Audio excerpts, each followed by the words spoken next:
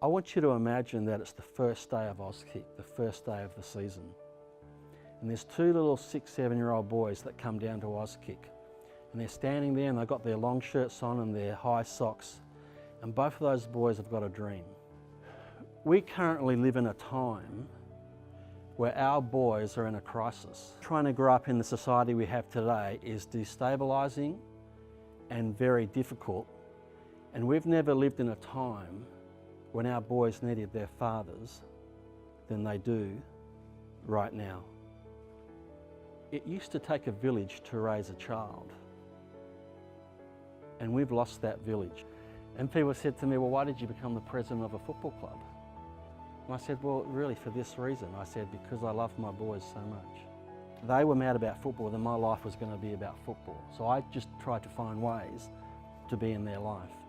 I said, what do you think is the difference between a good football club and a great football club? When those boys come down to training on a Wednesday night or a Thursday night, I said, we don't really know what's going on in their lives. That 1 hour that they spend with you could be the only hour they have where they have some real strong male role model in their life. This is the shot of my son Cody. He's the captain of his football team. And this is him on the battlefield being the warrior. And this is his cry, you know, he yelled out this cry of, come on, you know. And every father, you know, he looks to the sideline to see if his dad's watching, and every father would be proud of his son in that moment, you know, the warrior on the battlefield. We have a really good language for our boys on the football field. You know, we tell them to man up, go hard. But I don't know if we have such a good language for when they man down, for when they come off the field. And I said, I think that we have the opportunity to widen the definitions of masculinity for our boys within a club. It takes just as much courage to man down and to express those other parts of our boys than it does to man up. How else can we start to relate to our boys? What else can we do within a football club that allows so we can see more of who they are? And we decided to put on a father and son football camp. But in regards to, say, the bikes, what we did is we staggered the boys into groups of 4 or 5, so 5 boys with 5 dads, but we didn't put them with their fathers, we put them with other fathers.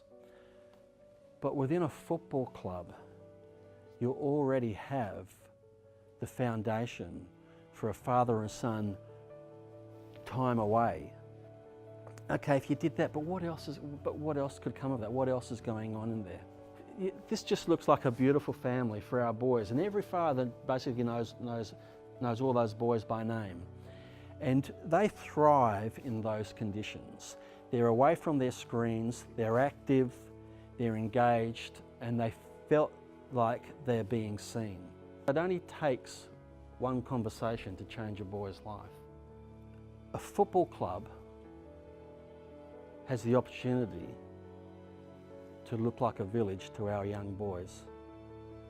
But I'm going to suggest to you that as a role model, as a male role model, you have the opportunity to not only develop those boys into good footballers, perhaps better than that, to help develop them into become fine young men. I said, you know, and if you do that and if we get that right, I said, who knows, I said, you might be walking down the street one day 20 years from now, and some guy's walking the other way with his wife and kids, and he comes up to you and he says, you know, he says, sir, you might not remember me, but you said something to me one night. You used to be my football coach, and you said something to me one night that changed my life.